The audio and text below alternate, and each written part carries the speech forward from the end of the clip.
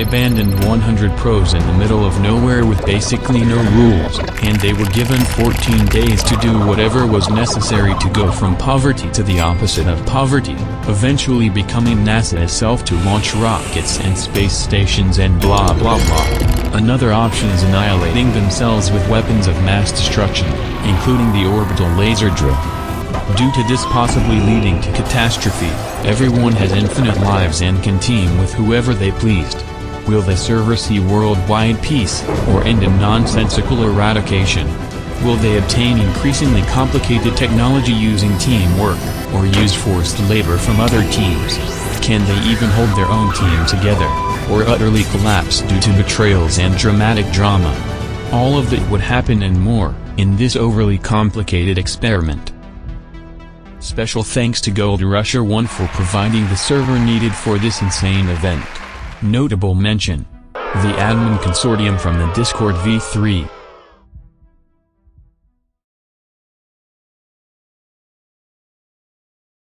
And on July 8, before the event even started, things got heated. Bill Clinton 420 recognized another member, Reagan, as the third highest upvoted person on the entire website of Reddit. But Reagan recognized other people to be top Hypixel Skyblock players with thousands of hours on the game. Unsurprisingly, this led to mass cyberbullying, and people began taking sides. Not only would teams form based on varying hatred of Reddit, but also on modded expertise. Unsurprisingly, the people with the most modded experience wanted to team with other experienced players. And it just so happened that Reagan had experience with GregTech, one of the most complicated but somewhat realistic mods in existence, which was also the mod that this event was based around. This would lead to some of the best modded players unfortunately teaming with Reagan, united by their dedication to GregTech. Unsurprisingly, this collection of individuals would name themselves the People's Grian Society, and those who were less experienced with mods would be shut out. Now that the team was set up by Reagan, they concocted a genius plan. Rather than just running in a random direction when the event started, like what most people did, they would run in a random direction and set up a base right next to spawn, which wasn't a terrible idea due to the existence of a chunk claiming feature, where teams could claim chunks so that nobody else could do stuff in them. Now that the People's Grian Society, or PGS, had arrived in an orderly fashion to this splendid base spot, it was time to execute step 1 of their overly detailed plan: mining preposterous quantities of resources to begin progression. Luckily, most of the members were willing to do it for the glory of the PGS, and to make sure they stayed ahead of the other players. So the 10+ members of the team went on an expedition to locate ore veins, save them for later, and absolutely consume the ores. But what exactly were they mining? Ore veins in this game are based on real-life ores, and one single vein could support approximately 1 Madagascar's. With these veins, the PGS could now begin on the fun part. To make sure people didn't starve to death, parts of the team were repurposed to grow food and other resources, while some other workers would process the abducted resources to make their first machines, which is done with tools and overly realistic crafting recipes. Beyond that, progression is judged by how much energy each team could handle, with 8 different tiers of voltages ranging from low to ultimate voltage. New tiers of electricity allow new types of machines to be powered, with each higher tier becoming more excruciatingly laborious to achieve but more rewarding, granting powerful technologies that can be used to either help the rest of the server, or cause destruction.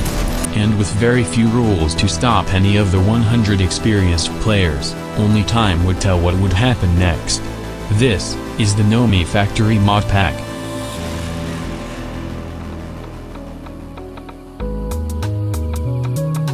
By now the other people from the beginning had spread across the world to find a good place to mine and meet up with others, but this guy named Zach decided that rather than doing the same, he would just kill other people to get free stuff. It got to a point where Zach was responsible for forcing others to team up to deal with him, which helped the formation of the second major team, the Cringe Union, founded by the Fast Flyer, who took shelter in this frozen valley in the middle of f***ing nowhere. Zach's latest target, the Largones, had just fled to Cringe Union as well, forcing him to choose a new juicy target. The PGS. Or so he thought. Because he was immediately executed for trespassing. Not only were the PGS the most advanced at this point due to sheer manpower and love for GregTech, they weren't going to let any visitors near their aforementioned technology. And Zack wasn't the only one who was being annoying to other teams. It was not surprising that solo players wanted a team to avoid the physiological pain of working alone. However, those with a team tended to not want to support any new members. The cringe union was right next to spawn, so a lot of new players would wander towards them. And sometimes they would be accepted regardless of how useful they actually were. But now that they had approximately 8 members, work began towards mining and making scrumptious machine parts. And since no new members were being accepted, Alarcones was sent to be the border police, telling any new unskilled modded players to go join a different team instead, and also redirecting anyone who showed up near base. But the easy way to deal with unskilled visitors was to simply build a poorly made wall like what the PGS did. However, this was quite boring. And the morally unhinged members of PGS would come up with a better way to use trespassers rather than just blocking or killing them. The team had been speed-running the first tier of technology, being the first group to get low-voltage machinery, all of which was powered by a steam turbine that consumed water and burned sugar cane from a sugar cane farm to make electricity. It was quite clear that PGS was the most ideal team to join. So unsurprisingly, some players and other teams began flocking to the PGS base.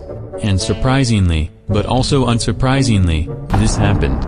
This came from Little Tiles, a horrendously broken mod that allows building whatever the human brain can conceive, including human torture devices. Since the first prisoner wasn't named Chunks, the prisoner didn't have permissions to break his cage. But rather than having just one prisoner, why not 4? The PGS had converted half of their base into a prison to contain Toxic Tryhard, AMD, and Cringe Union member Ocean King, who had all arrived expecting a friendly visit. Instead, for the first time in modded server history, slave labor was used for the benefit of the PGS. And Cringe Union was losing manpower fast to these traps. The Fast Flyer had to negotiate for the freedom of Ocean King. Steel. Circuits for machines. Anything for Ocean King's freedom. Some PGS members such as Reagan saw the opportunity to profit off of their prisoners. But other members had a more twisted idea. Some didn't see the need to buy resources which the team already had a lot of. The PGS was much richer than Cringe Union. And some PGS members just wanted some entertainment after a long day of work. So against all common sense, the PGS decided to use their prisoners as gladiators to fight to the death. And the leaders instructed all members to transport their prisoners to the gladiator ring that was being built at base, much to the disappointment to those who wanted to sell the prisoners. On the other hand, this is Le Clown, a PGS member who wanted to do good for the team. But his execution was not exactly the greatest. The clown was trying to transport Ocean King from the trap to the main base, when a slight mistake allowed him to die and escape. And the remaining gladiators were also not properly taken care of, causing one of them to die instantly when entering the gladiator ring. Due to these minor inconveniences, the gladiator fight was cancelled, and most of these problems were blamed on the clown, even though he had been spamming for help, which was ignored by the other members who were distracted by the gladiator fight. The clown was desperate to stay in the PGS and offered to do anything, but it was decided to exile him. This annoyed even more people who saw this trial as unnecessary and wanted to go towards the electric blast furnace, which was the key to unlocking medium voltage. The PGS was starting to split between the peaceful productive members and those who tended towards violence but were also kind of productive. And this slavery incident would lose precious time for other teams, who were already behind the PGS due to being smaller and spending most of the beginning exploring rather than settling down. The traumatized PGS prison escapers gathered at a temporary base, before they each said goodbye to seek out a new team. Cringe Union and the PGS were no longer accepting members so they could focus more on getting new technology. This would force people to eventually make their own teams such as the Mexican cartel. Global Warming Foundation, Floppy Gang, Asbestos Nation, Catgirl Nation, the Church of Morbius, the Point Team, these assortments of people, this guy, the other guy, and more. In a village far from Spawn, the Catgirl Nation was founded by Salesman and these other 3 players, who were basically a small but highly skilled group of absolute grinders, speeding to become the second most advanced team. The Mexican cartel, led by Inbound Dark, would make a mountain base surrounded by unreasonable amounts of resources, but also dangerously close to the PGS. The Floppy team, led by Matthias, was taken, and the Point, which was led by Ultra B, did basically the same thing except in the middle of nowhere to avoid human contact. The Church of Morbius and Asbestos Nation were more relaxed and decided to use this time to get connections with others, since having friends would be as useful as having technology. But you may have noticed that each team had one thing that bonded its members together, such as Catgirls or Asbestos. The larger Cringe Union, however, didn't have a common goal for now, with their members doing random stuff around the base. So it was up to the Fast Flyer to get Cringe Union on the grind. Each member had different skills ranging from being violent to doing random things. So the Fast Flyer gave each member something different to do, and a sign system was made to basically ask for help from other members. Now that the Cringe Union had better organization, they were progressing slightly faster through low voltage, setting up a decent line of machines. But not everyone was so excited about being productive, with some people still doing whatever they wanted with their teammates' resources, which Flyer allowed since the team wasn't taken so seriously for now. Overall, each team was focused on building their bases and minding their own business. And it would seem that these relatively small and distant teams could relax by themselves. But they would inevitably find themselves caught in the crosshairs of the rapidly developing PGS.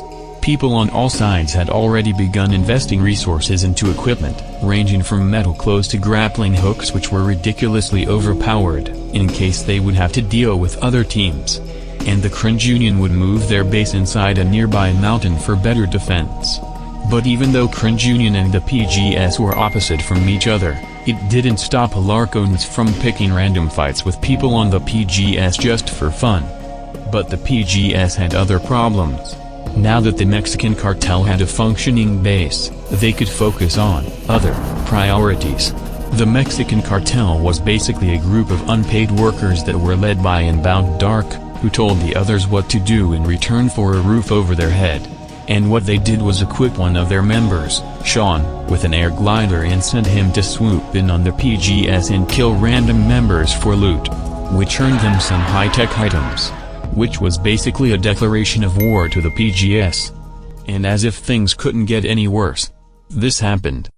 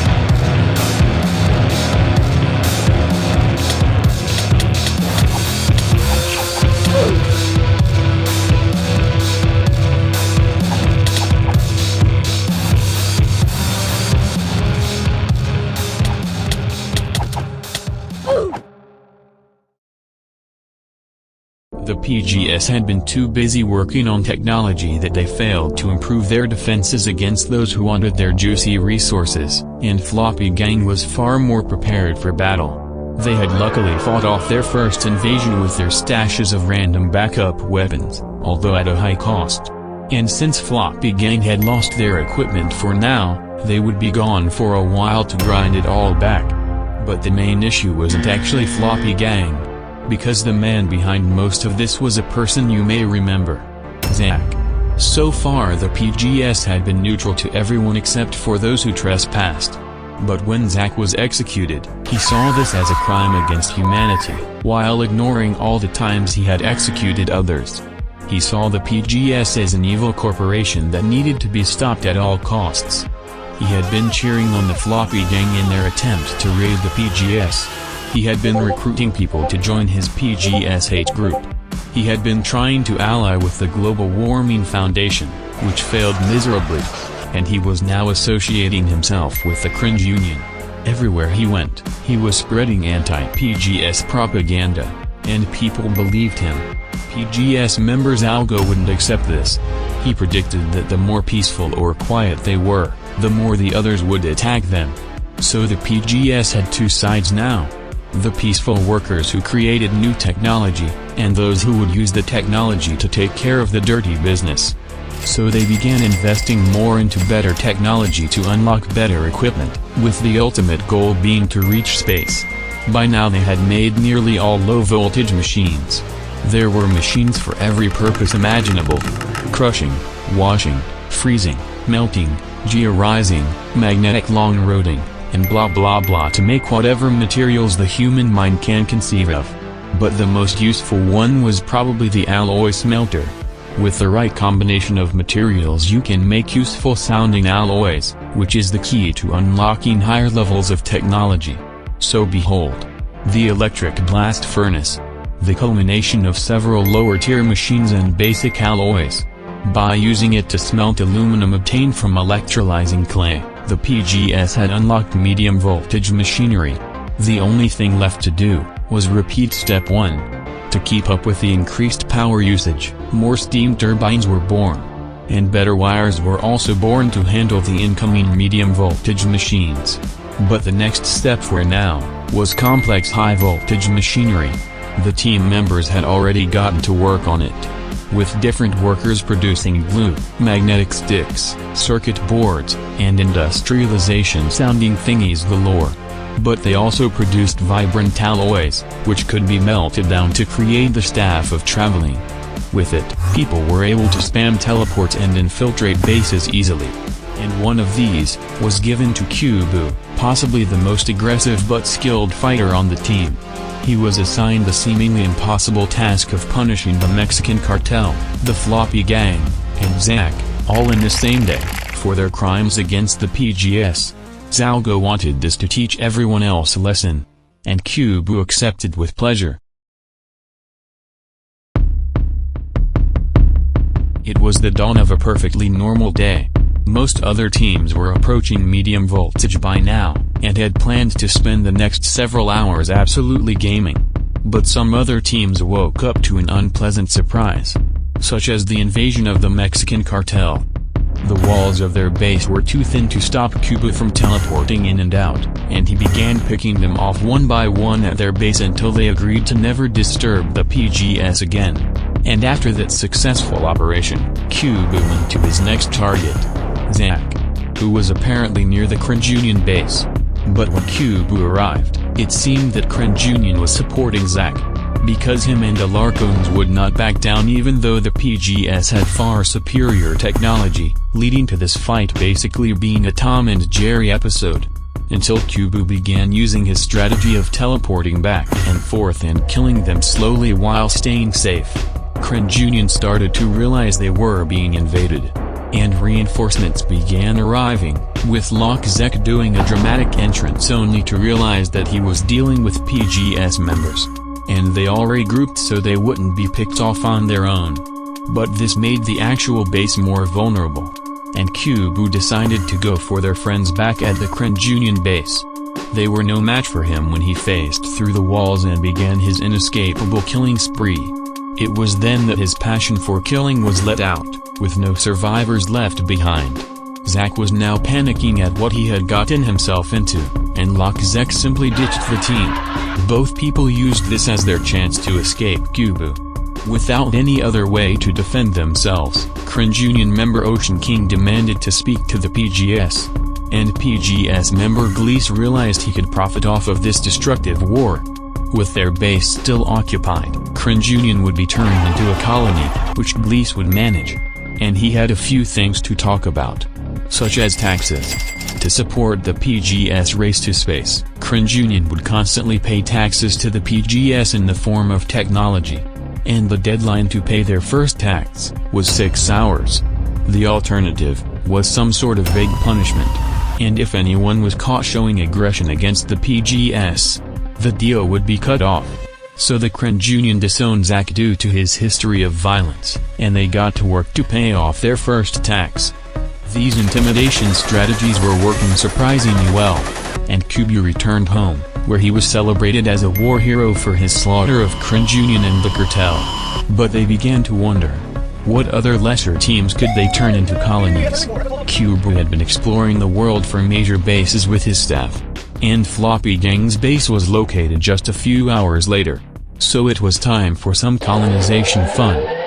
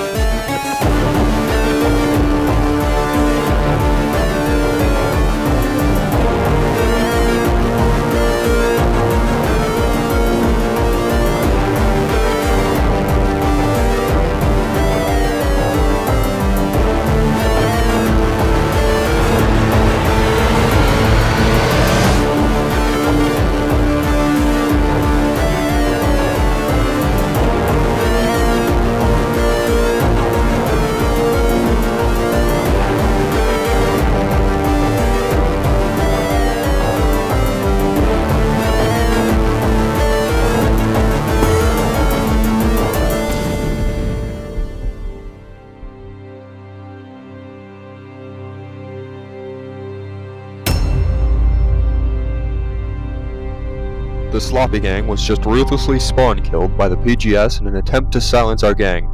We want the PGS to know that they have achieved nothing except further our determination to destroy the PGS. Their capitalist dystopian utopia that they have promised is, for lack of better terms, a load of bullshit. Their future is based on the suffering of others. We stand against them. They are weak, bad at PvP. They require a mercenary that supports them to even stand a chance against us. We have so many that they have. Long live the Sloppy Gang and our allies. We wish downfall upon the PGS and their allies. The PGS knew that Floppy Gang started it on day 1. But the rest of the server was convinced that the PGS were becoming a threat to the entire server. Zach and Matthias had succeeded in convincing most other teams to begin gearing up in case they would be invaded as well. Meanwhile, the Fast Flyer was still publicly showing support for the PGS. Union had already made their first payment of circuits to the PGS. And they made public statements against Zach, which was all done to try to please the PGS. In return, Gliese was giving tips on how to expand the Union factory for higher production. And to protect them from Zach in case he took revenge, they began giving equipment to Union members to protect the colony. While some members were starting to not mind being colonized, other members hated being ruled and wanted to be independent again. And the co-leader, aka literally all of Congress, hatched a plan to move their base to the Nether without the PGS noticing that they were escaping. Basically doing a heist on themselves. He had read The Art of War. And he thought that since they were now the second richest team on the server, the PGS would probably find new ways to force them into giving free stuff. By moving undetected to a new place, they would break free from any possible future rule. This plan was approved by the Fast Flyer. But it would be tricky due to the team having many storages and machines by now, and Gliese was still doing frequent checkups on their base since he was quite invested in the team by now. So Union would need a distraction to begin the move. And a distraction came. Operation Paintbrush was started by Jonah 23, who was shaken by the amount of violence that the PGS had been using. He had recruited his friend Nem, and Zach was invited as well after being booted from Cringe Union. And Jonah decided to go for the extreme option. The total destruction of the PGS. Their current goal was rushing to get glitch armor first. A legendary set of armor that grants massive defense and allows the user to fly, basically becoming God itself. But to obtain it, players must complete the glitch trials, where players must kill dangerous mobs summoned by a trial keystone, which was activated by trial keys from farming mobs. If you succeed at this somewhat complicated process, glitch fragments are obtained, and the juicy glitch armor can be made from those.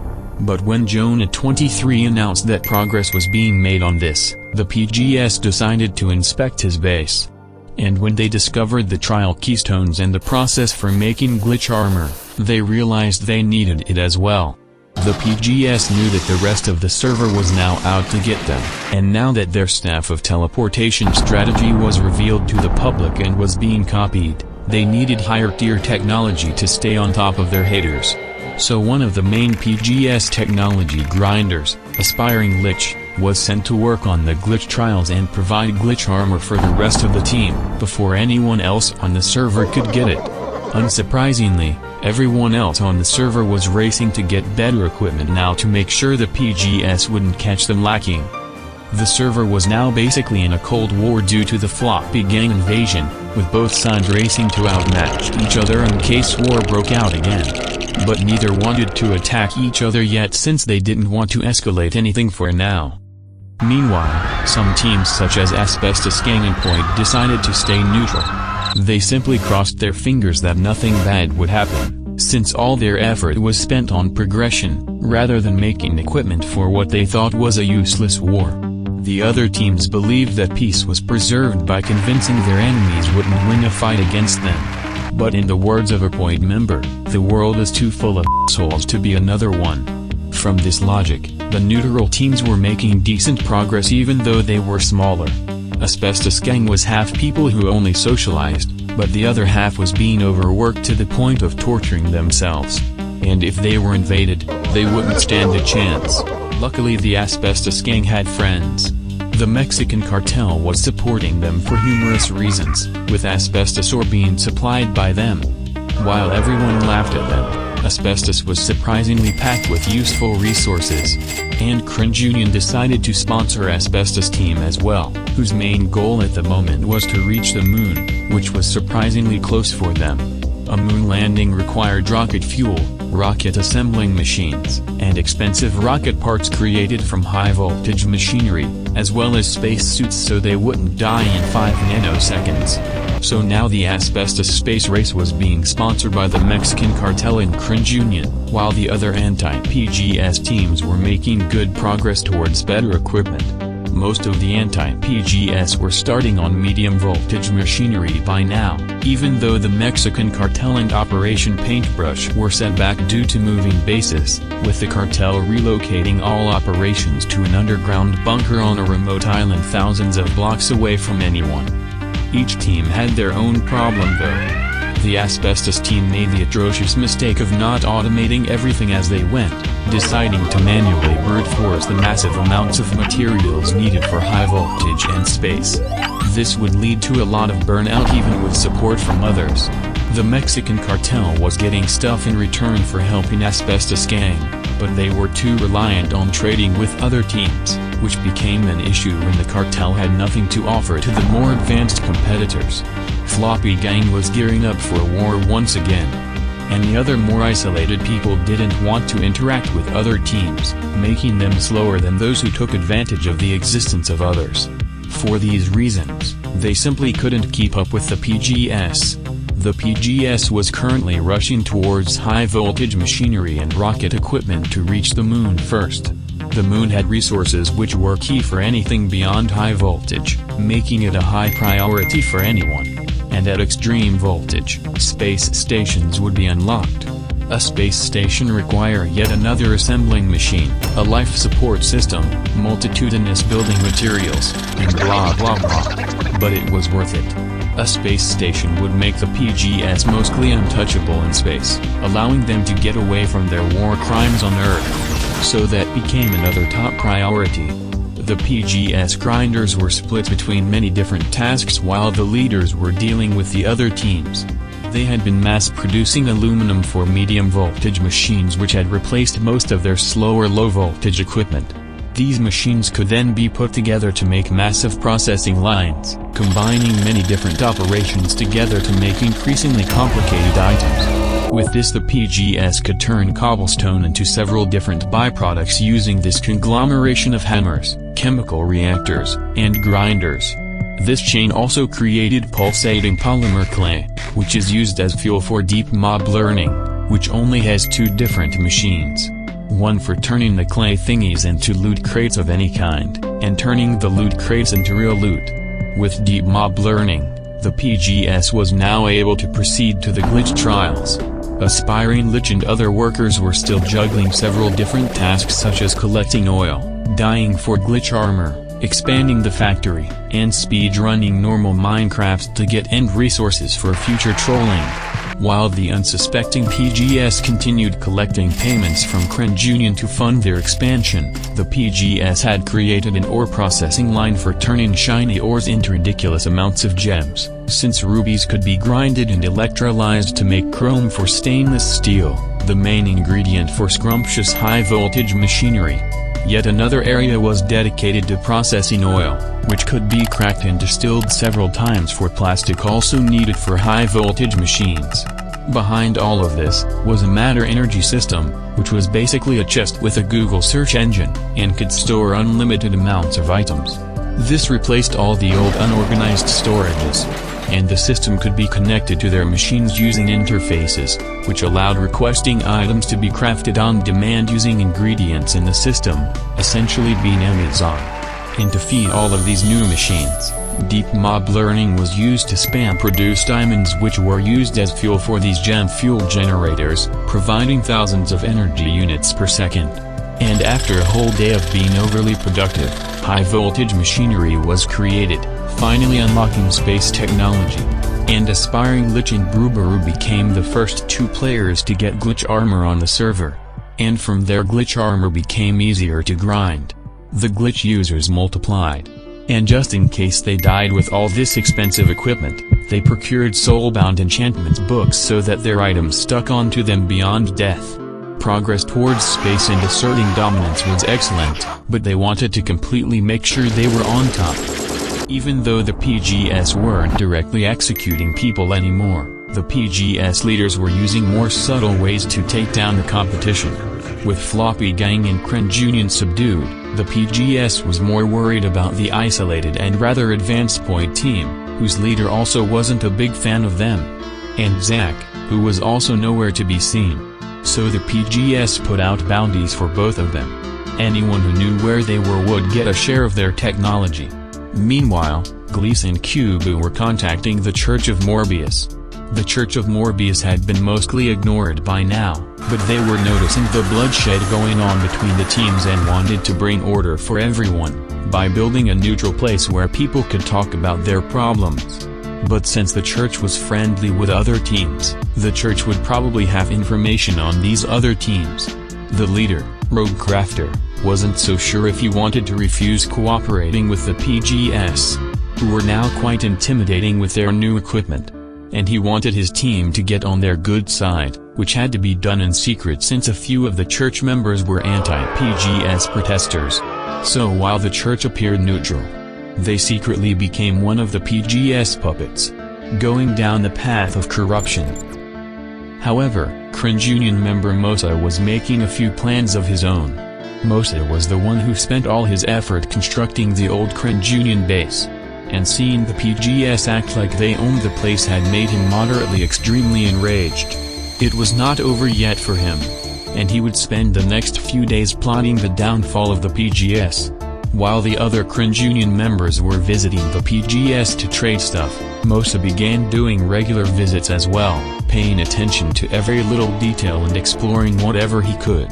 And according to his calculations, Mosa knew the PGS weaknesses. The PGS tended to rush things too fast, which led to them forgetting a few details. They completely forgot to block up their old mines, which were connected with other holes in the surface, allowing Mosa to bypass the outside walls and enter without permission. He also learned about their space plans because their task board was open for everyone to see. And Mosa knew that the best time to strike was when they were sitting on their rockets, wearing spacesuits, which had the same defense as measly gold armor. He had all the details needed for planning a surprise attack. He also knew that Grian would disown him if he went against the PGS, suffering a similar fate as Zack. But he didn't care. The PGS were going to pay.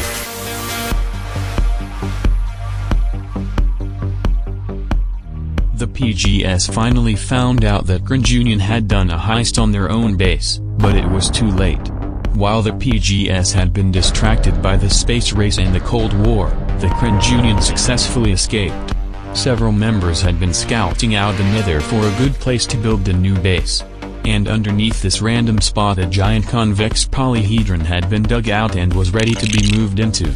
So the Grian quickly took down and stashed all their machines and items and satchels in ender chests and moved everything to the new base. Grian was free from PGS rule.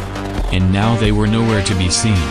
Besides that, nobody had taken the PGS bounties, since the other teams already obtained the technology on their own without needing to do business with the PGS. But rather than spend precious time confronting Grian or any of the other teams, they decided to grind towards a rocket. At this point there was still friction between the workers and warriors of the team. Aspiring Lich was sometimes annoyed with some of the unnecessary violence being used, while the fighters were frustrated that the team was letting everyone else get away with it. But for now, the PGS didn't need to conquer others. They were already advancing fast enough on their own. And attacking other teams was still too risky due to the possibility of a counterattack. Zack was a different story though. Even though Zack and his team were possibly the most anti of the anti-PGS, everyone else on the server was anti-Zack. Zack's attitude had been rubbing off on other people over the past few days. And by other people I mean everyone. He simply couldn't stop talking and begging for help. So the PGS used this as an excuse to target Operation Paintbrush and get away with it. When Zack was seen protesting at the base, he was executed. When Zack was seen existing, he was executed.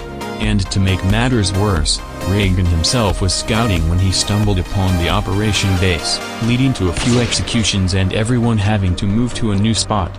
And ironically, the rest of the server including the anti-PGS cheered this on. The bullying eventually reached a point where Zack's team had to publicly disown him just so they would stop being randomly killed for being related. And Clown was accepted back into the PGS for his war crimes. But the PGS were still paranoid of other teams. And it didn't exactly help that they were no longer the only ones with glitch armor, with the Mexican cartel visiting them as a show of force. Now the PGS had to produce even better equipment that the anti-PGS didn't have already, in case war broke out before they reached space. So the PGS created another trick up their sleeve.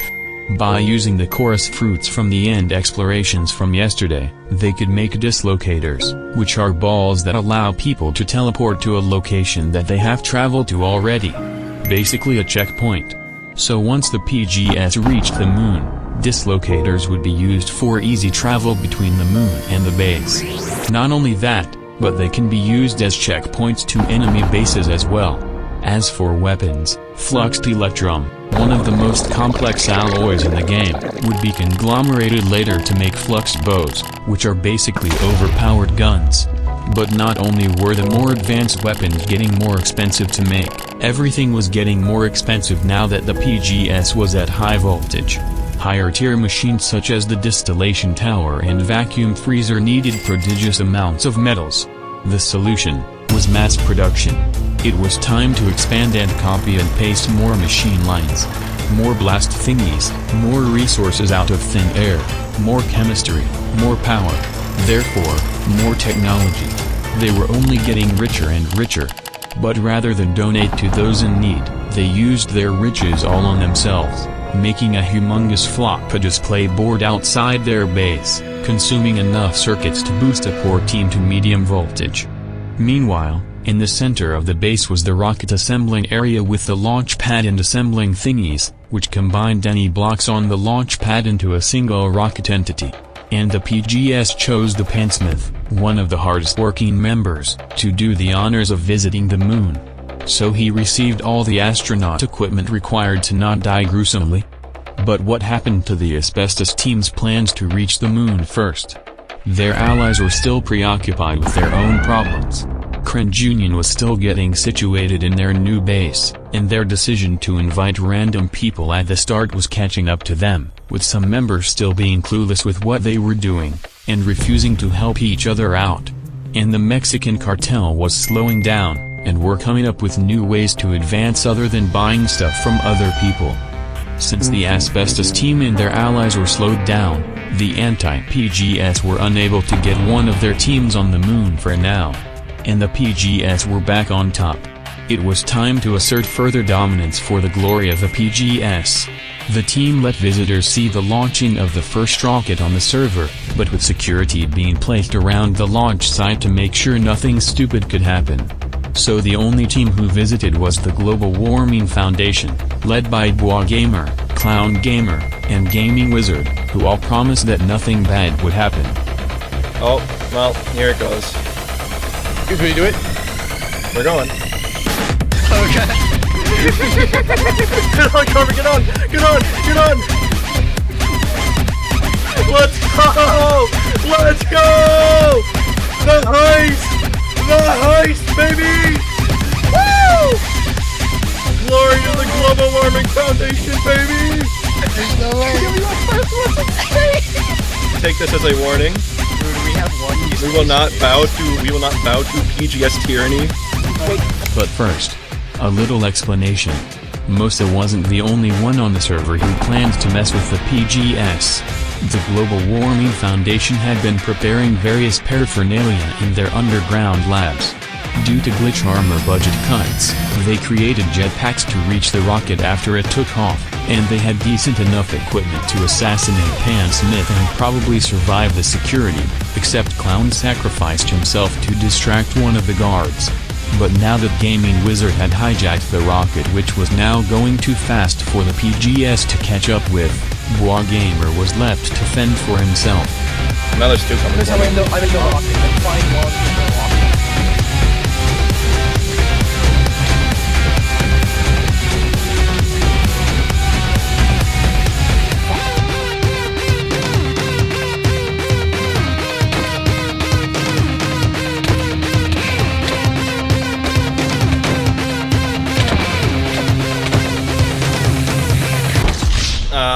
Yeah, there it goes. Okay, claim some chunks. The last one standing was the Gaming Wizard, who exploited the fact that players don't suffocate if they don't leave the rocket. And the rocket was short enough for him to mine moon turf without moving. In this delicious moon turf, was the juicy deuterium, the main ingredient for delectable microversion, for the ambrosial microverse projector, which was the key to late game progression. Now that the mission was accomplished, Gaming Wizard used the remaining fuel to return to a random location on Earth, getting away with his war crimes. The rocket heist was a success, and the PGS were not so happy.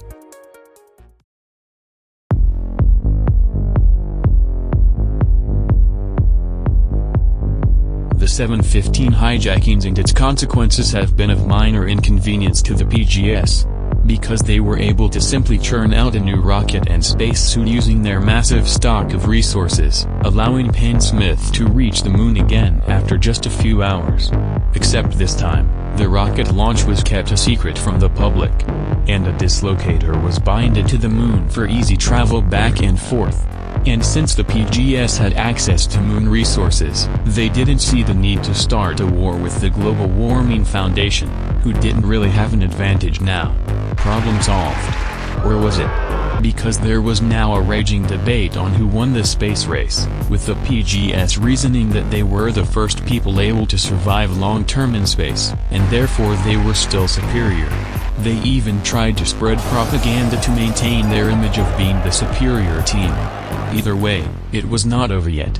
The Global Warming Foundation was added to the list of people to get revenge on. besides Floppy Gang. And the PGS were now even more suspicious of everyone else. The space station would be obtained as soon as possible to escape the anti-PGS. After the PGS upgraded their blast furnaces to handle higher temperatures, it was time to process scrumptious titanium, which required this gaming setup. Dissolving grinded ores and acids and heating it with other dusts at high energies to make solid titanium, which needed to be cooled, all while recycling the byproducts. The only step left was to repeat step 1 infinitely. Now that the PGS had automatic titanium production, extreme voltage technology was in their hands. But there was no slowing down now. With the deuterium obtained on the moon, the microverse projector was manufactured. This is a fancy way of saying free resource generator. The way it works is you send in micro miners and fuel, and it comes out with resources. The lore behind this is that some science thingy allowed for humans to send in customizable drones to harvest resources from an alternate reality which would make everyone rich. So the PGS sent a rocket-powered miner equipped with mining lasers, which yielded extremely rare resources needed for more high-tech stuff. After processing these ores, the PGS created the space station assembler, made out of even more titanium. The way it works is that any blocks you place will be turned into a space station package, which is placed into a satellite bay to be deployed by a rocket launch. And all of this was kept a secret as well to avoid a hijacking. After doing the final preparations to get the rocket ready, the space station was launched and deployed successfully, with 2 bodyguards monitoring to make sure things went smoothly. And Aspiring Lich became the first player to orbit the Earth. The first thing he did was place more dislocators to connect the Earth base to the space base. This allowed some PGS members to die gruesomely, but also efficiently move their entire base away from Earth. The only thing left to do was to equip spacesuits and begin the migration.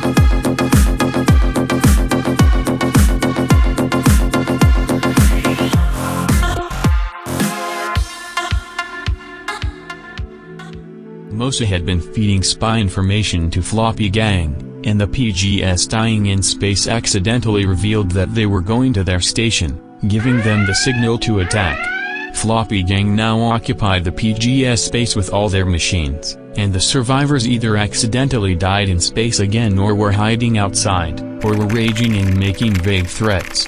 Now it was time for the final phase of the plan. Profiting off of this war, Floppy Gang was basically holding the base hostage until the PGS agreed to give them free stuff.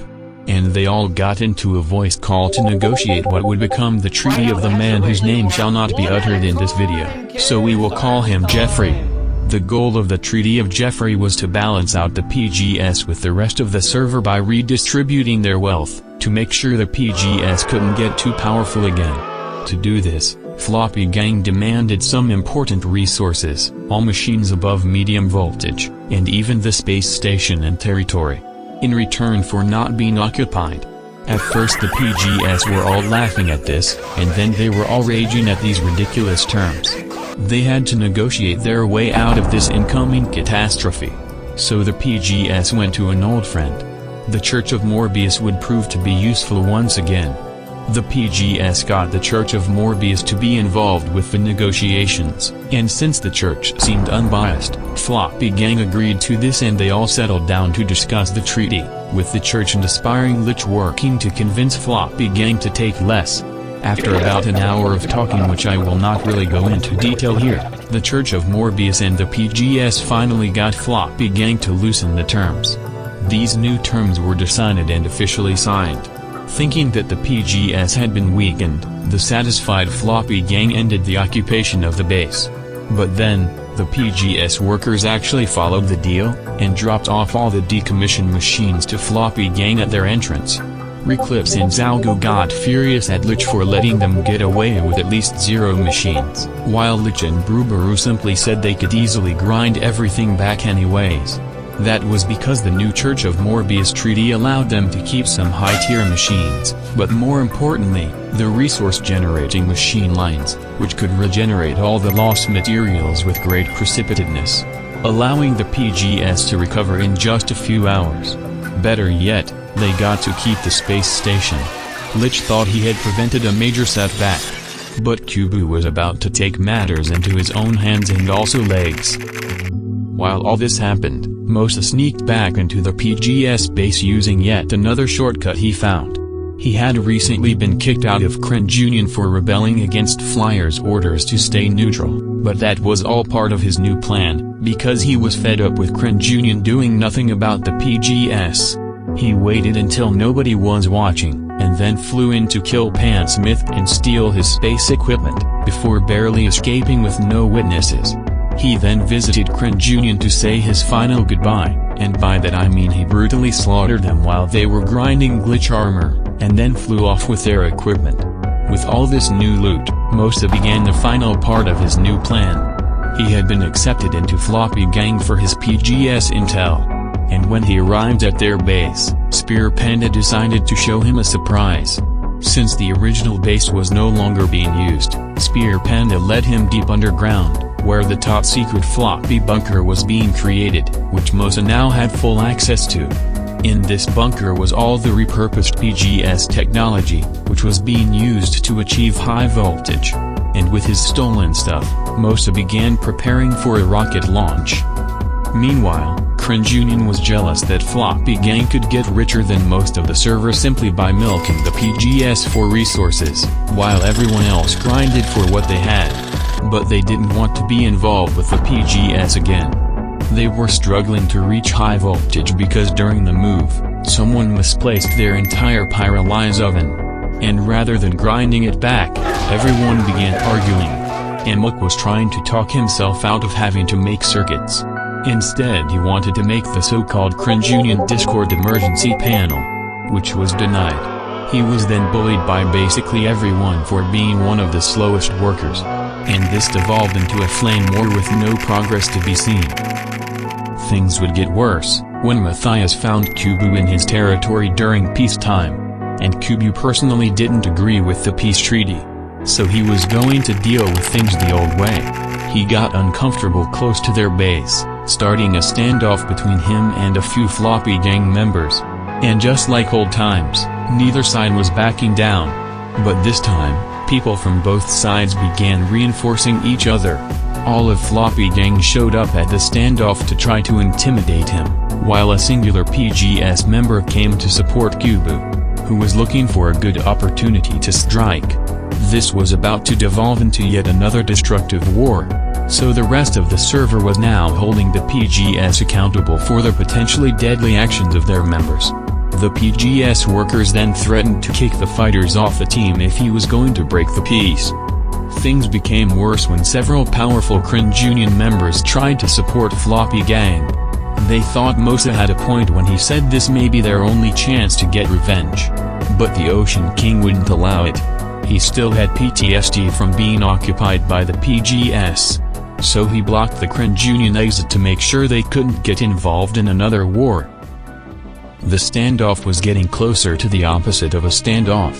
Floppy Gang had retreated to their base entrance and was holding Kubu at bow point, threatening to kill him if he crossed the entrance. But was it possible that Kubu could win a 2v4? He thought that he could tire them out with evasive maneuvers and strike them eventually.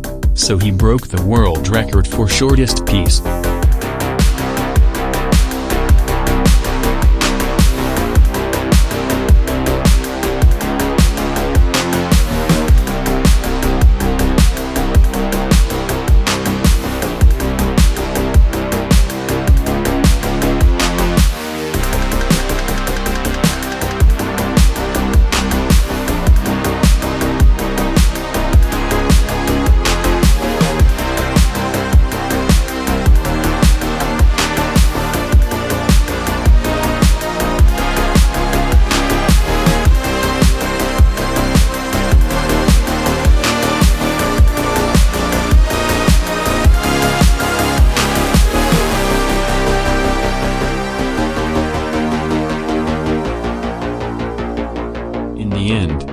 PGS proved to be superior again.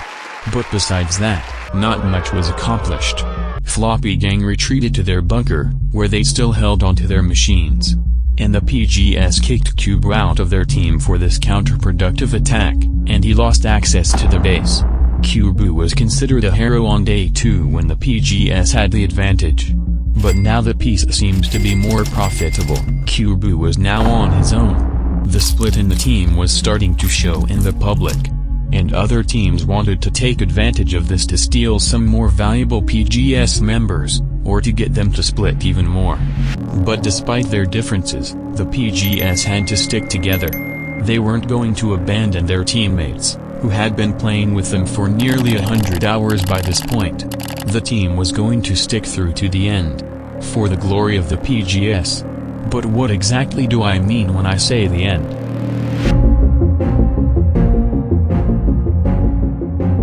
After the embarrassing events of day 4, Zalgo decided he had enough. At this point, Reagan was a rather passive leader who mostly collected resources and made stuff. The team needed new guidance after yesterday's events, and Zalgo would rise to power with his rather extreme ideas. Zalgo decided he would reform the weakened PGS into a space superpower, and he rallied the entire team around him, with his promises to bring justice to all of their enemies, and to fully activate the PGS war machine. To do this, Zalgo would begin with his new 5-day economic plan to get the PGS back on their feet. In the first phase, Zalgo prioritized obtaining the next tier of equipment, aka stellar equipment, which needed insane voltage. So the workers began procuring tungsten steel, which needed the same amount of processing as titanium. And this tungsten steel was invested into the insane alloy smelter, which was powerful enough to create stellar alloys, while some other insane voltage machines were producing alloys from slicers from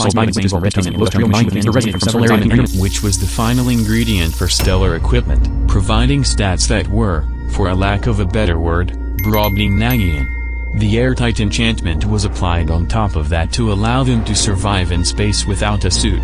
And Reagan was assigned to make angel rings for everyone on the team so they could fly without Gucci clothing, which took hours of suffering.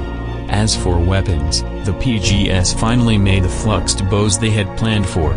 And when the entirety of PGS obtained all the aforementioned equipment, they were by far the most powerful people on the server once again. Now that they had a lower risk of dying in a surprise attack, Zalgo began phase 2 of his economic plan, moving everything to the space station, in style. Since the PGS got to keep their space station, they worked on expanding it so they could fit everything from the Earth base. Tolyabi was tasked with designing a station that was fit for the reformed PGS, and he got to work planning out the area, all while some other workers began installing life support systems on the station. Meanwhile, on Earth, every single machine, cable, and block had to go, even the basement infrastructure, leaving nothing behind for anyone on Earth. The machines were now all stored in chests to be rebuilt by the workers who were in space. Now that the PGS could safely begin rebuilding in space, Zalgo let the team continue with phase 3 of his 5-day plan, which was rushing to 0-point voltage. In the meantime, Zalgo was looking for someone to carry out his new plan, called Operation Blood Moon. And what better member than just Reclips, who was equally paranoid of the other teams. Zalgo decided to use this to their advantage, and sent Reclips down to Earth to take out his anger, in Operation Blood Moon.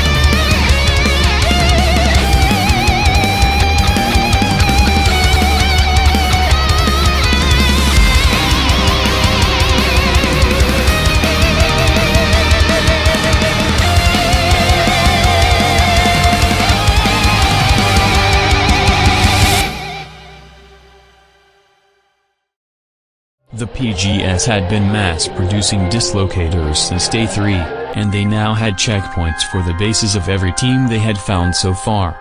Cubu had been working with the PGS this whole time, providing information on the floppy secret bunker when he explored the base after killing everyone.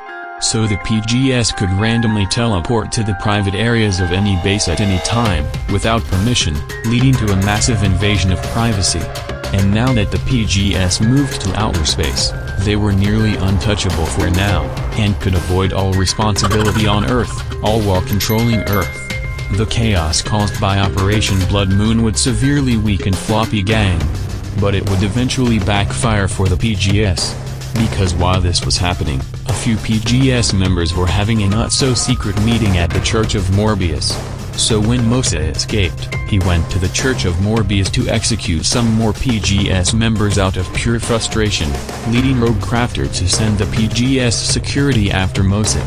Due to this small entanglement, it became impossible for him to keep his cover as a PGS ally, and he decided to expose himself. The other church workers were stupefaction to hear that their church had been working for the PGS this entire time.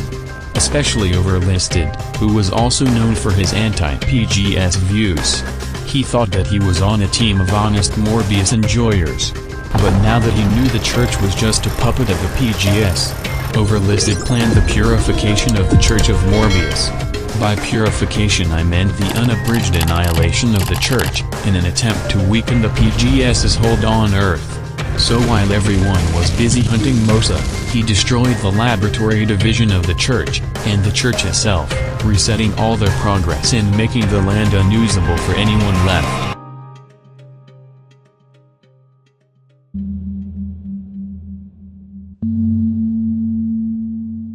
The destruction of the Church of Morbius was unfortunate.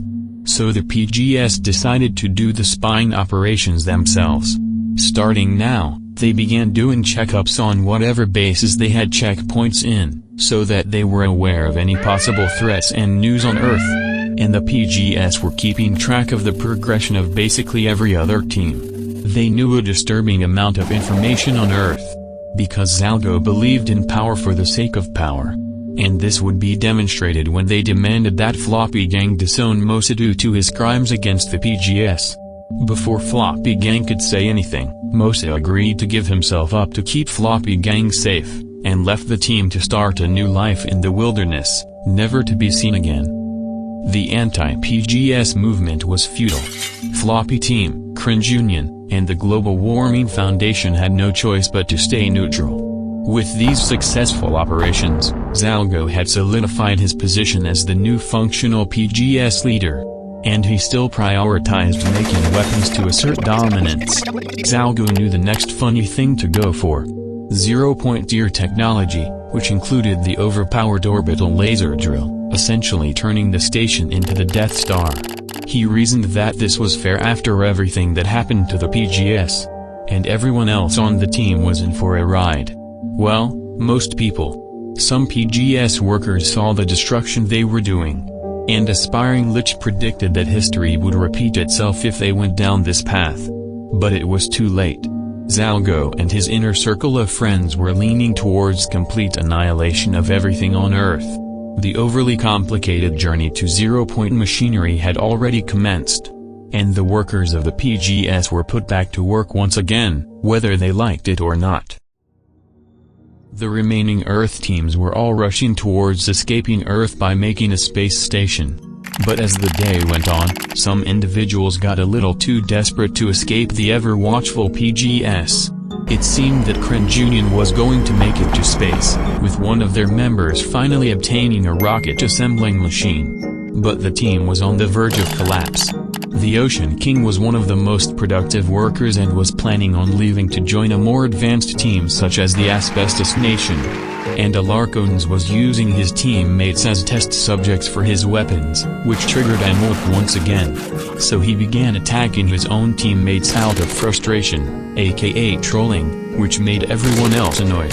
Cringe Union was, for a lack of a better word, cringing at this. And most of them logged off because they had enough. But Cringe Union would later log on to find out that someone stole all of their machines and resources, before ditching the team. leaving behind a cryptic message with a few clues. The problem was that Cringe Union didn't even have a way of getting the machines back from the burglar if they ever found him. The damage was done, but each member knew that they would never be able to cooperate to get everything back. So the team dissolved, with everyone going their own separate way, leaving behind their empty base. After the collapse of Cringe Union, the Asbestos space program was nearing its final stages. Against all odds, the Asbestos gang manually grinded all the way to high voltage and obtained an entire rocket setup with just 2 people. But something was off with the Asbestos team and the Mexican cartel. They were now suspiciously much richer than they were a few hours ago. And if you recall, Cringe Union had also lost everything a few hours ago. That was because the culprit was a random Cringe Union member named Gravy Bear, who was working for the cartel this whole time. Nobody really knew or suspected him since he kept a low profile in the server, and he had been waiting for the right time to strike as the Union fell apart. And after 4 days of waiting, he decided to steal everything, returning victorious to the cartel base, with all of this being kept a secret from everyone. Oh, he's here. He's here. Dreamstime.com. He's here. Boom, boom, boom, boom, boom, boom, boom. Uh-oh. Are we gonna get caught? No, we're not. It's less suspicious. Just keep clicking the button. The Cringe Union heist was a desperate attempt to reach space faster, and their spare resources were donated to boost the Asbestos gang as well. The Asbestos gang didn't even know about the cartel's fraudulent activity, so they took the donations anyway. And with these unknowingly stolen resources, they were finally ready to launch their rocket, becoming the 3rd team to reach the moon. And after completing their business vacation of mining moon turf for deuterium, the Asbestos team suddenly collapsed. While brute forcing space was good in the short term, the long-term effects of not setting up automation finally caught up to them, and the physiological pain of reaching extreme voltage manually was too much to bear. So their workers quit at high voltage. With the Mexican cartel's main partner and other targets gone, no other team was willing to trade with them since the Mexican cartel had nothing to offer that the others didn't already have. And the Mexican cartel also grinded to a halt.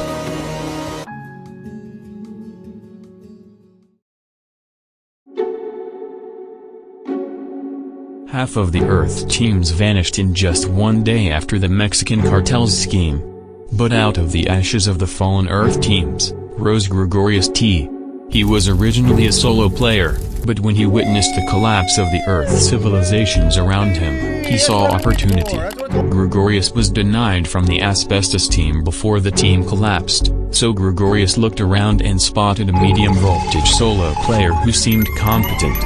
His name was Lockzek. He escaped the Cringe Union massacre of Day 2, and was now living a peaceful life with his neighbors. He turned out to be another GregTech enthusiast, and was allies with the Asbestos team, who let him use their machines if he needed anything. But now that Asbestos team and the Mexican cartel were gone, and several Cringe Union refugees were still looking for a new team, Lockzek and Gregorius decided to team up, and use this situation to form what would become Earth's most powerful group, out of the old collapsed teams. To avoid repeating the mistakes of Cringe Union, Gregorius would choose only the most useful members left behind, before any other team could steal them. The first recruit for the new team was the Fast Flyer.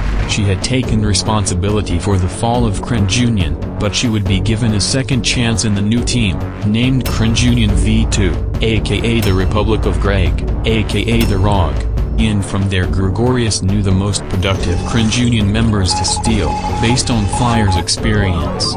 Floppy Gang already took the good fighters, aka Larkones, since they wanted more manpower. So the ROG stole the Ocean King, Malak, Acrylic Combat, and I've Got Ideas. And they were willing to grind everything back since Lockzek had some starting machinery. Everyone else was shut out to make sure they didn't accidentally invite the man who took down Cringe Union. Now for Phase 2 of the ROG. setting up an organized plan for acquiring extreme voltage to obtain the space station as soon as possible. Gregorius would constantly assign new tasks to members, and these members actually did what they were told to do, for the common good of the ROG. First up was a complex of 8 vacuum freezers and blast furnaces, copious energy generators, and a quinquagentillion resource generators, all to mass-produce preposterous amounts of constituents and absolutely bombard their way towards extreme voltage. Gregorius had done the possible. He made Cringe Union great again. But this would draw the attention of the PGS, and as the tradition goes, the PGS began sending people to check on them. The ROG was much easier to find since they were less secretive of themselves and even gave out their coordinates, allowing the PGS to set a checkpoint there in case they wanted to have a little discussion. While the Republic of Greg seemed friendly, they still kept the same goal: escape Earth. The entire planet was still under control by the PGS and their police force, who still had better equipment than everyone else. But things would get worse. For some PGS members, simply being on top was getting boring. Glees predicted that at one point they would get so powerful that they would have to cause their own problems just so the PGS could be entertained. And the prophecy would come true. Zack had been extremely lonely after being disowned by Operation Paintbrush, until Reclipse materialized out of nowhere and randomly donated stellar armor and other expensive equipment to Zack, without any other PGS members knowing. What Zack didn't know was that this was only done since Reclipse knew his history of violence and wanted to see what would happen to Earth if Zack became overpowered, while watching the entertainment from the space station, at the cost of those still stuck on Earth. The entire event so far was spent hating the PGS. But Zack had a catastrophic change in neurochemistry due to the dopamine production from perceiving the images of valuable digital items. Zack now considered himself to be best friends with the PGS from now on. He began following around PGS members in the overworld, which included the Clown. Zack loyally stalked him when he was doing yet another checkup on Floppy Gang. The Clown didn't think much of this and decided to keep Zack because even Clown was not overpowered enough to stop Zack now. And this would unsurprisingly lead to Zack doing something atrociously stupid. Zack reasoned that Floppy Gang couldn't kill him anyways if they wanted to. And he decided to kill them for free glitch armor even though he was already rich. So when Zack spotted name tags, he decided to teleport there using his donated overpowered sword, finding the Floppy Gang bunker on accident. And all hell broke loose.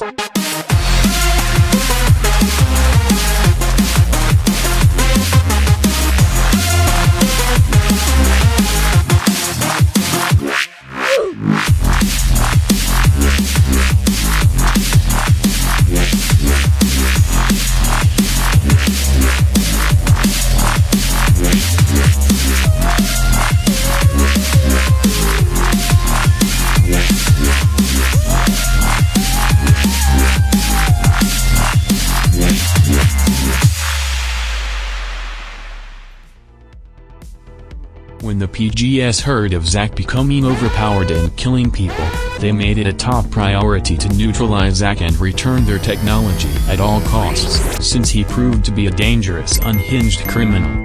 The problem was that after being chased away by Clown, Zack managed to outrun him and was now nowhere to be seen. The server went into a state of chaos over Zack becoming overpowered, all while Reclipse sat back and enjoyed the entertainment. So the rest of the server took matters into their own hands.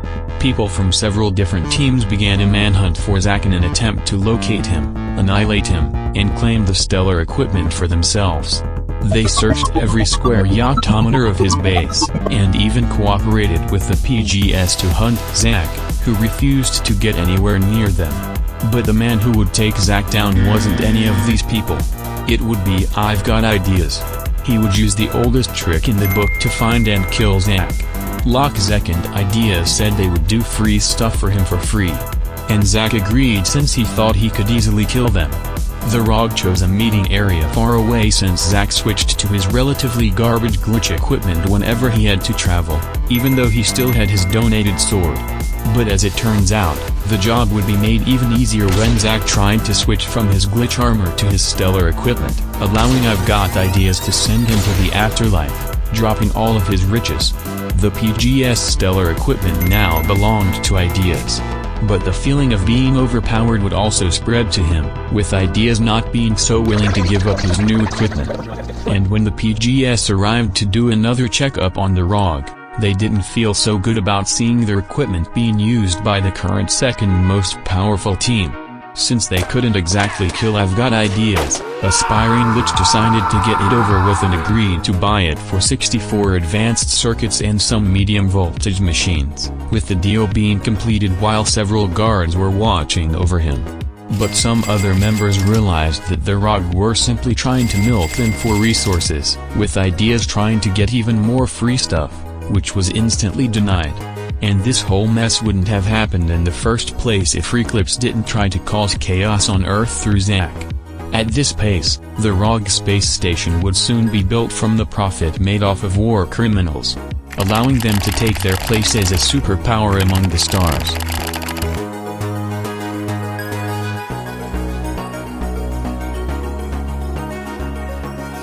When the PGS stopped fooling around on Earth, they were making expeditious progress towards the orbital laser drill.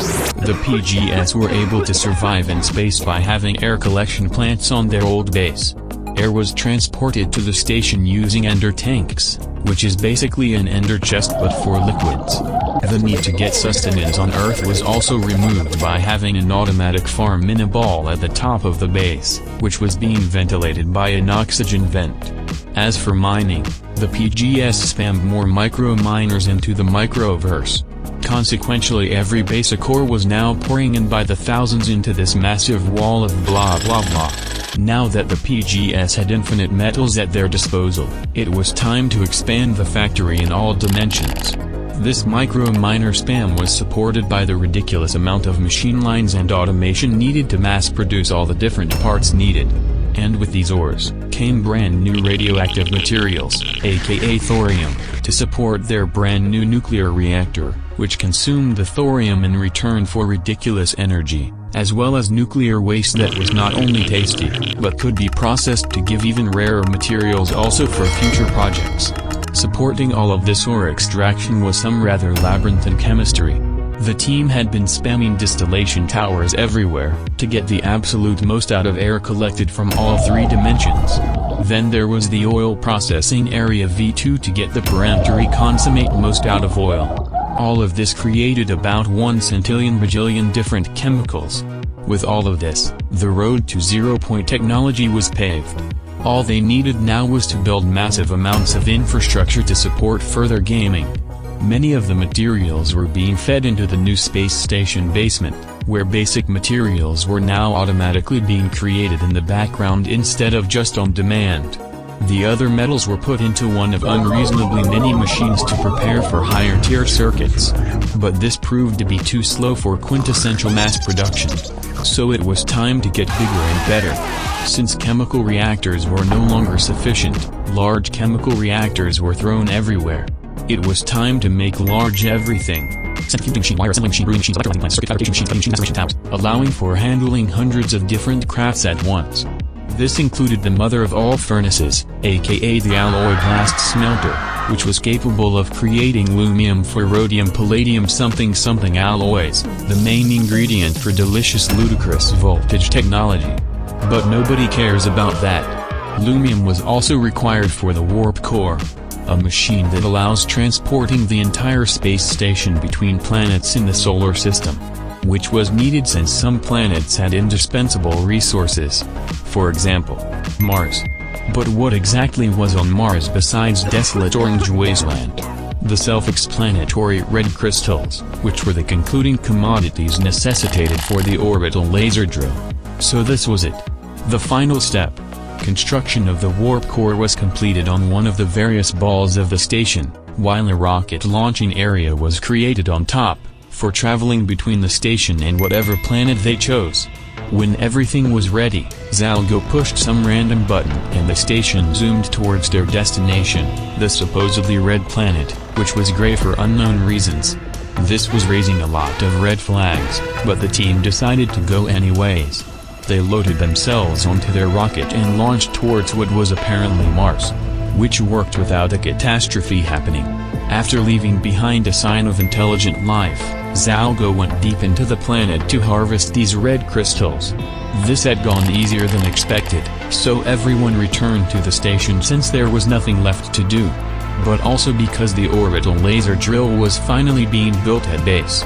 Below the lower balls of the station, the laser drill was being built directly above the moon, which was being monitored by a few test subjects on the surface.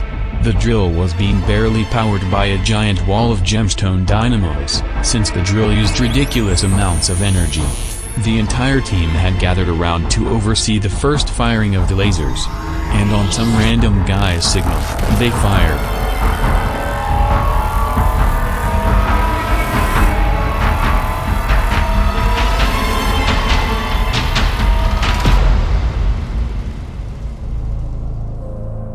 They realized they had a working weapon of mass destruction on their hands. The drill was sucking up energy from the rest of the station, but this was ignored for now. Because Zalgo was finally about to get overly dramatic revenge for the rocket hijackings. The Global Warming Foundation was about to get warm.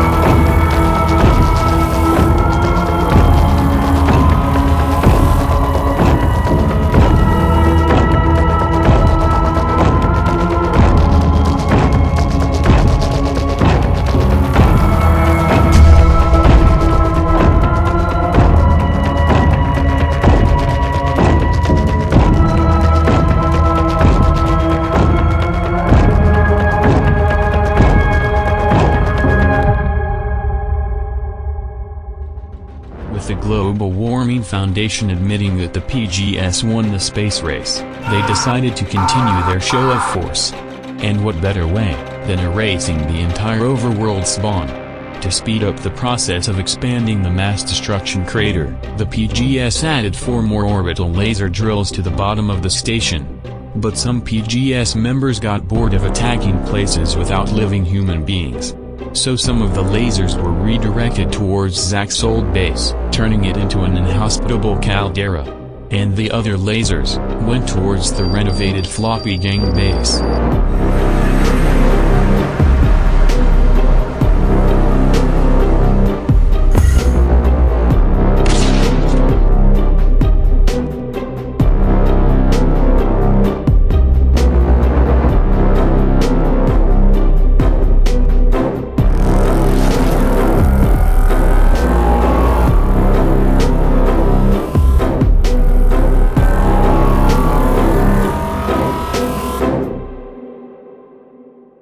In the end, the enemies of the PGS were all subdued. The remaining members of Floppy Gang escaped and were scattered across the world. But everything they had was reduced to subatomic particles. The rivalry between the PGS and Floppy Gang was finally over. The lasers would eventually backfire though. The usage of multiple lasers at once was putting too much stress on the power system, and in the middle of expanding the spawn crater, every single laser drill was shut down.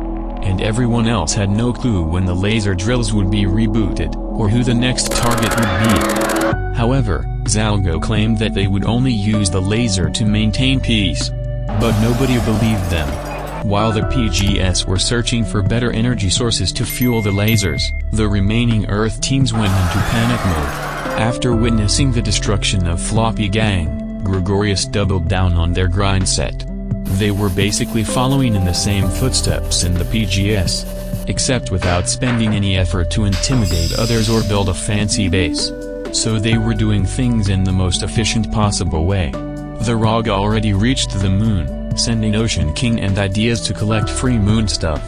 And just like what the PGS did, they first got a microverse and decent ore processing for practically infinite resources, which included titanium to be shoved into their titanium processing loop, therefore unlocking extreme voltage.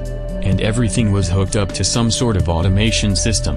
Gregorius then speedran launching a space station, and was making a giant red circle to make way for the base relocation. This was at least 3 times bigger than the PGS station, and could easily fit other teams on it to create some sort of space hub. But rather than use this to help the other Earth teams escape the tyranny of the PGS, the ROG still had trust issues after the collapse of Cringe Union, and they abandoned Earth by themselves, leaving the other teams to go their own separate ways.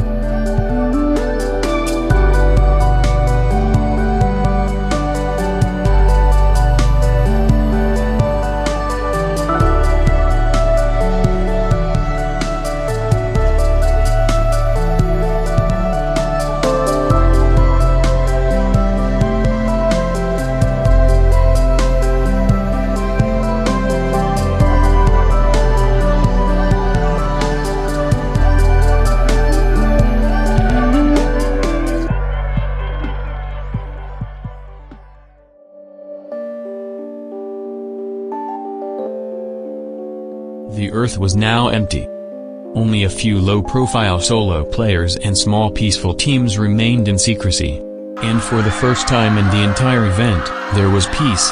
Zalgo was satisfied for now with Floppy Gang and global warming gone. Or was he? Because at the end of day 8, he began talking about something called the final gregification. Nobody besides him knew what he was talking about. So they just went along with it. Little did they know that it was Zalgo's top-secret doomsday plan. Beyond 0-point voltage was the final voltage in the game, aka the self-explanatory ultimate voltage.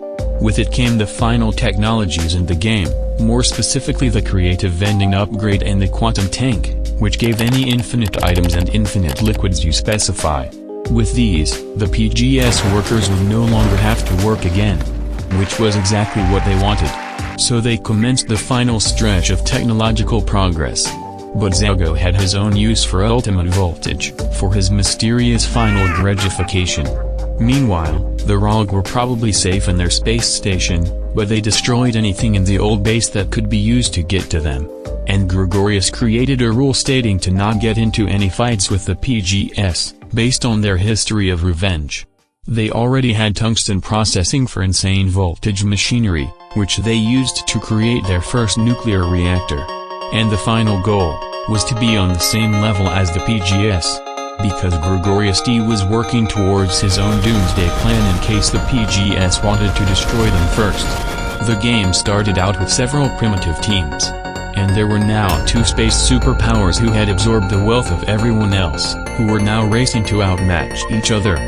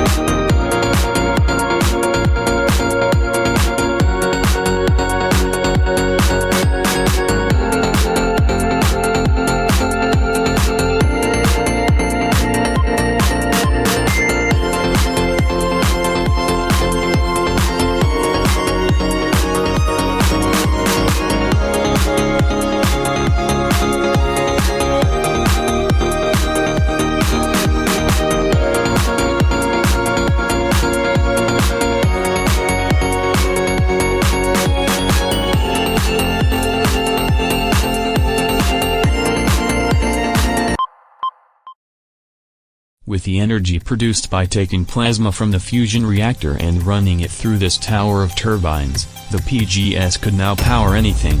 They also invented Darmstadium from yet another reactor donut, which was the main ingredient for succulent ultimate voltage machinery. The PGS remained superior over the RUG in terms of technology. All they needed to do now was maintain it for the final day.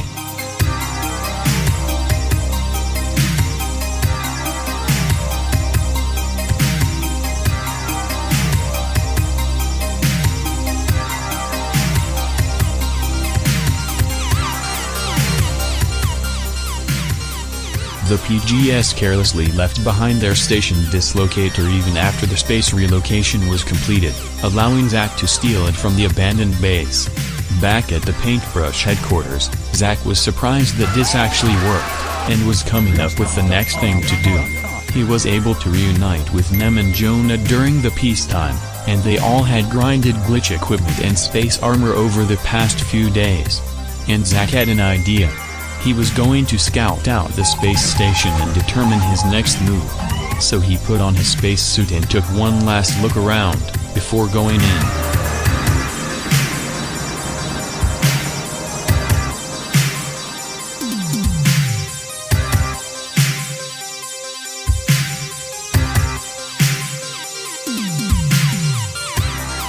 It seemed that the only possible way to attack the PGS was to target their storage system, which was open for anyone to access. The problem was that the central storage area was swarming with PGS members using it. So he continued to hide, waiting for a distraction. With the ultimate voltage obtained, Zalgo finally gave details about the final Gregification. Its goal was the annihilation of the Republic of Greg, so that the People's Grejek Society would remain as the only GregTech worshipping team. This eradication would be achieved through this method of attacking other space stations, where entities could be teleported to any coordinates using a dislocation field. And aforementioned entities included Withers. It was ridiculous. But Zalgo didn't see any other way to use their technology at this point. The PGS had gone down the path of violence. And there was no turning back now.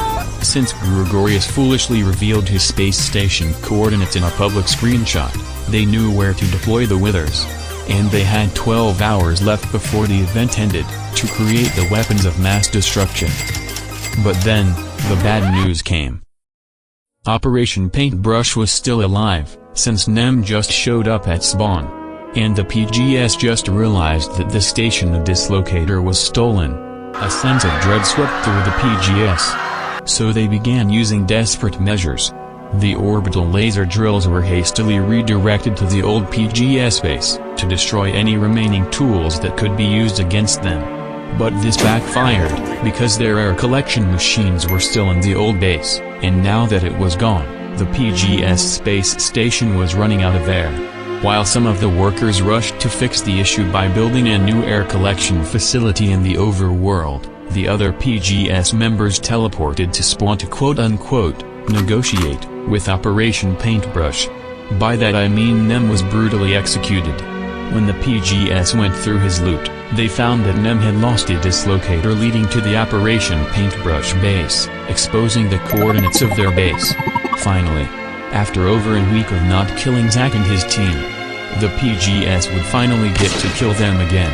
And they swarmed the Operation Paintbrush base. But this was all part of the plan. Nem had allowed himself to be killed and purposely lost the dislocator to lure the PGS away from their station without it looking like a trap. And now that the PGS were all split between fixing the air situation or spawn camping Operation Paintbrush, Zack managed to sabotage the PGS storage system, taking all their items with it. What happened next was pure chaos.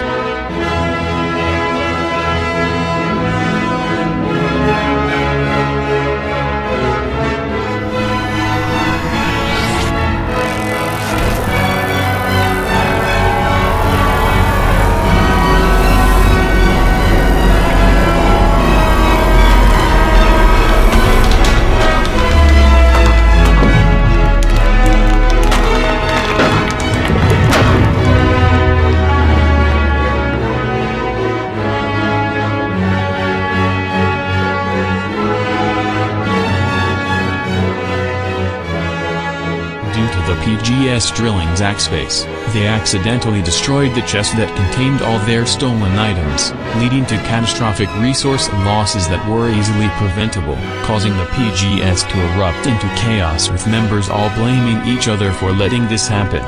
This was exactly what Zack wanted after being killed once at the beginning. And it seemed that the final gregification would be cancelled, with only 4 hours left until the server closed. But their victory would be short-lived, because Zalgo simply resumed the final gregification. This entire event the team had been face-to-face with enemies, attacks, and inconveniences, but they almost always came out on top. The PGS still had their factory and production lines. The damages done could be fixed, even though they weren't sure how long it would take. They could attempt to create the weapons of mass destruction again before the end. And this time, Zalgo decided he wasn't only going to target the rogue. Everyone and everything on Earth was going to get destroyed. So Zalgo rallied the entire team together, and commenced a final gregification.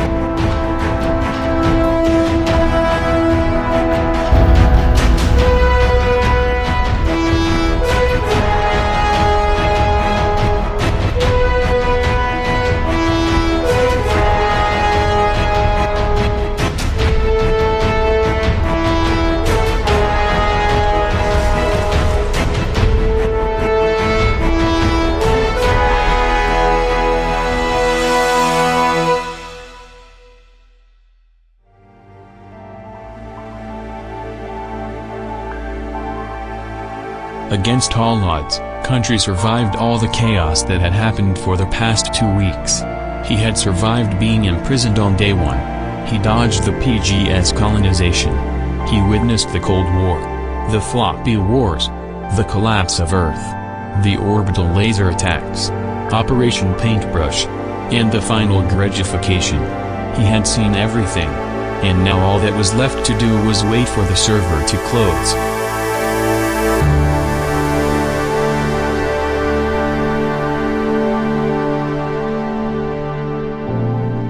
Who was your favorite person or group of people?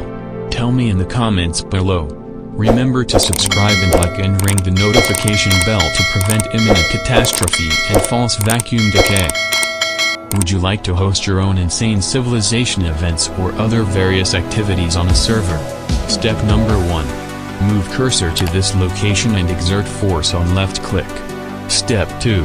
Read all of this information so that I don't have to narrate it to you. Step 3. Fill in what you will be using your server for, to get a recommendation. Step 4. Buy the recommended server. Step 4.5. Insert code IGBLON for discount. Step 5. Click on this aforementioned button to increase wealth if I go by lots of names. Step 6. Enjoy the server. Step 7. If you want to watch more Nomi Factory related thingies, check out Threefold. Or watch this tremendously grandiloquent modded video. And turn ad blocker off so I get more money.